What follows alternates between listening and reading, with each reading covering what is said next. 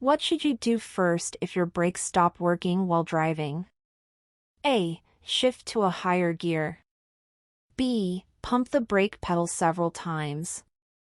C. Use the emergency brake immediately. D. Turn off the engine. Answer: B. Pump the brake pedal several times.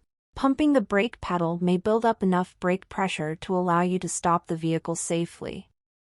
If your vehicle's brakes fail and pumping the brake pedal does not work, what is the next step you should take? A. Shift to a higher gear. B. Use the parking brake. C. Turn off the headlights. D. Accelerate. Answer: B. Use the parking brake. Using the parking brake can help stop the vehicle, but it should be done slowly to avoid locking the rear wheels and causing a skid. In the event of a sudden tire blowout, what is the first action you should take? A. Apply the brakes hard. B. Turn the steering wheel sharply. C. Hold the steering wheel tightly and keep the vehicle going straight. D. Shift to a lower gear. Answer: C. Hold the steering wheel tightly and keep the vehicle going straight. Keeping the vehicle straight and gradually slowing down will help you maintain control during a tire blowout. When experiencing engine failure, what should you do to safely stop the vehicle? A. Pump the brakes rapidly. B. Turn off the headlights. C. Shift to neutral and steer off the roadway. D. Sound the horn continuously. Answer: C. Shift to neutral and steer off the roadway. Shifting to neutral helps disconnect the engine from the wheels, making it easier to stop the vehicle while steering safely off the road. Before driving, why is it important to check the safety of your vehicle? A. To impress the driving examiner. B. To ensure the vehicle looks clean. C. To prevent being disabled along the roadside or causing an accident. D. To improve fuel efficiency. Answer: C. To prevent being disabled along the roadside or causing an accident. Checking the safety of the vehicle ensures it is in good operating condition, reducing the risk of accidents or breakdowns. What should you check regarding vehicle mirrors before starting to drive? A. That they are clean and shiny. B. That they are properly adjusted to detect objects. C. That they are folded in. D. That they are free of stickers. Answer: B. That they are properly adjusted to detect objects. Properly adjusted mirrors help detect objects around the vehicle, enhancing safety while driving. What is a common indicator of a potential brake issue that requires inspection? A. The car accelerates slowly. B. The steering wheel is difficult to turn. C. A noise from underneath the vehicle when the brake pedal is depressed. D. The headlights are dim. Answer: C. A noise from underneath the vehicle when the brake pedal is depressed. Unusual noises when the brake pedal is depressed can indicate a problem with the braking system. What does ABS stand for in vehicle safety systems? A. Automatic braking system. B. Anti-lock braking system. C. Advanced braking system. D. Air brake system. Answer: B. Anti-lock braking system. ABS stands for anti-lock braking system, which helps prevent the wheels from locking up during braking, allowing the driver to maintain steering control. How should you use your brakes if your vehicle does not have ABS and you need to stop quickly? A. Apply the brakes as hard as you can without locking them up. B. Pump the brakes rapidly. C. Use the parking brake only. D. Shift to a higher gear.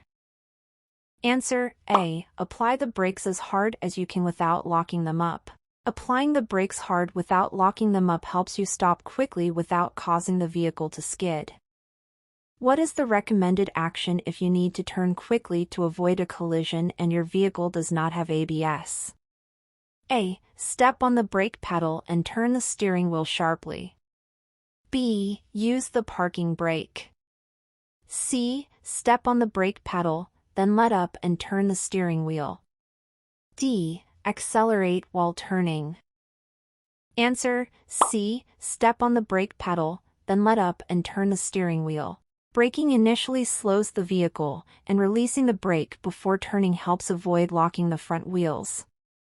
What is the total stopping distance for a vehicle traveling at 55 miles per hour under good conditions? A. 100 feet. B. 200 feet. C. 225 feet. D. 300 feet. Answer: C. 225 feet.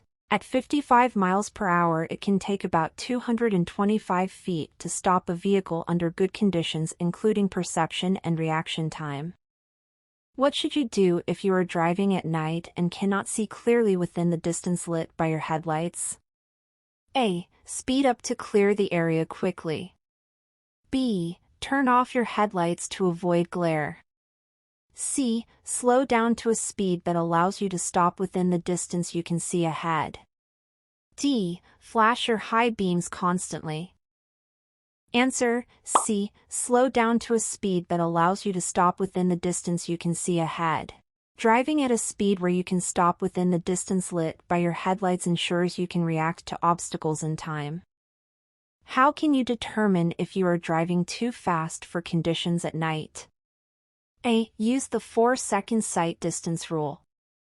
B. Check if other cars are passing you. C. Drive at the posted speed limit regardless of visibility. D. Use your GPS to determine safe speed. Answer: A. Use the 4-second sight distance rule. The 4-second sight distance rule helps ensure you are driving at a speed that allows you to stop safely within the distance you can see ahead. What is the first thing you should do if your vehicle begins to skid? A. Hit the brakes hard. B. Steer in the direction you want the vehicle to go. C. Shift to a higher gear. D. Turn off the engine. Answer: B. Steer in the direction you want the vehicle to go. Steering in the direction you want the vehicle to go helps regain control during a skid. What is a common cause of vehicle skids? A. Driving too slowly. B. Overinflated tires. C. Driving too fast for the conditions. D. Using low beam headlights. Answer: C. Driving too fast for the conditions. Excessive speed relative to road conditions is a primary cause of skids. What should you do when an emergency vehicle with flashing lights and sirens is approaching? A. Continue driving at the same speed. B. Pull over to the right edge of the road or as near to the right as possible. C. Speed up to get out of the way. D. Turn on your hazard lights and stop in your lane. Answer: B. Pull over to the right edge of the road or as near to the right as possible. Pulling over to the right allows emergency vehicles to pass safely. What is the penalty for violating the move over law in Arkansas? A. Up to $500 fine and 1 month of community service.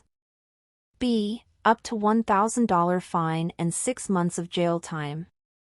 C. Up to $2,000 fine and loss of license for 1 year. D. No penalty if no accident occurs. Answer: B. Up to $1,000 fine and 6 months of jail time. Violating the move over law can result in a significant fine and possible jail time to ensure the safety of emergency responders. What must a driver do when approaching a stopped school bus with flashing red lights? A. Slow down and pass carefully. B. Stop completely until the red lights are turned off. C. Honk the horn before passing. D. Pass if in a different lane. Answer: B. Stop completely until the red lights are turned off. It is mandatory to stop until the school bus finishes loading or unloading passengers and the red lights stop flashing. When are drivers not required to stop for a school bus with flashing red lights? A. When the bus is on the opposite side of a median that is 20 feet or wider. B. When the bus is in a school zone. C. When the bus is traveling in the same direction as the driver. D. When there are no children around. Answer A. When the bus is on the opposite side of a median that is 20 feet or wider. Drivers are not required to stop if there is a median of 20 feet or more separating their lane from the bus. What is the recommended action if your tire tread is worn down to 1/16 of an inch? A. Increase tire pressure. B. Replace the tires.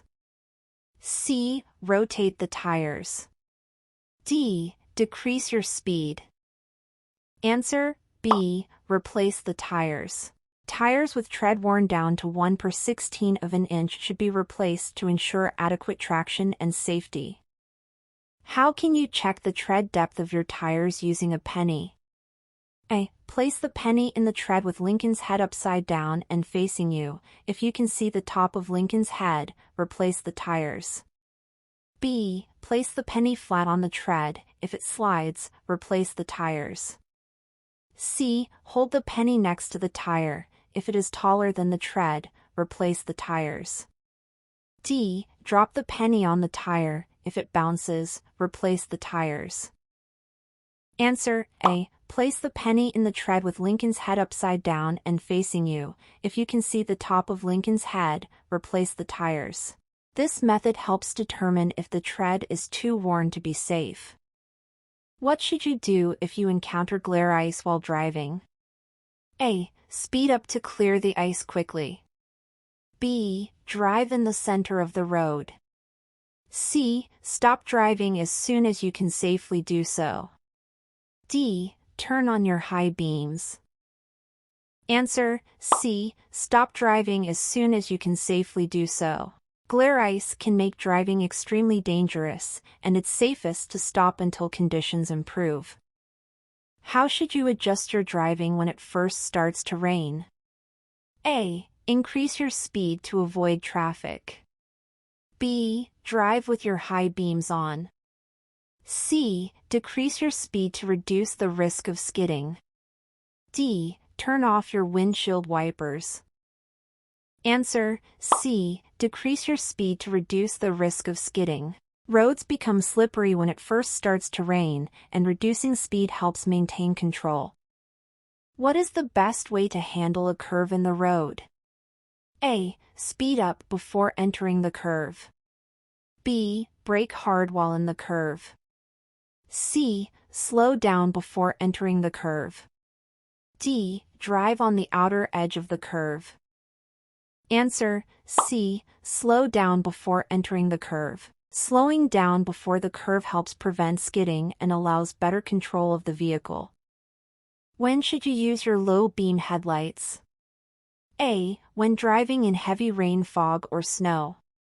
B. Only during the day. C. When following another vehicle closer than 500 feet. D. When parked on the side of the road. Answer A. When driving in heavy rain, fog, or snow. Low beam headlights reduce glare and improve visibility in adverse weather conditions. What should you do if you are driving and your headlights suddenly go out? A. Speed up to reach your destination quickly. B. Turn on your high beams immediately. C. Try the headlight switch a few times and use emergency flashers if needed.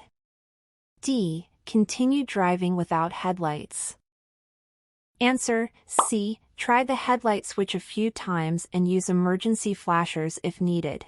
Attempting to restore headlights and using emergency flashers helps maintain safety until you can stop safely.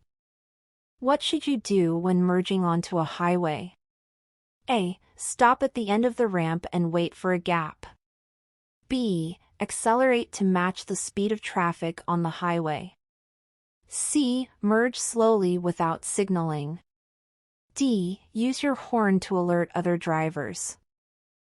Answer B. Accelerate to match the speed of traffic on the highway. Matching the speed of traffic allows for a smoother and safer merge. What is the correct procedure when exiting a highway? A. Slow down on the highway before entering the exit ramp. B. Use your high beams to signal your intention. C. Continue at highway speed until you are on the exit ramp. D. Stop immediately at the exit ramp. Answer C. Continue at highway speed until you are on the exit ramp. Maintaining highway speed until on the exit ramp helps avoid traffic disruptions. What does a yellow diamond-shaped sign typically indicate? A. A speed limit. B. A railroad crossing. C. A warning or hazard ahead. D. A stop sign.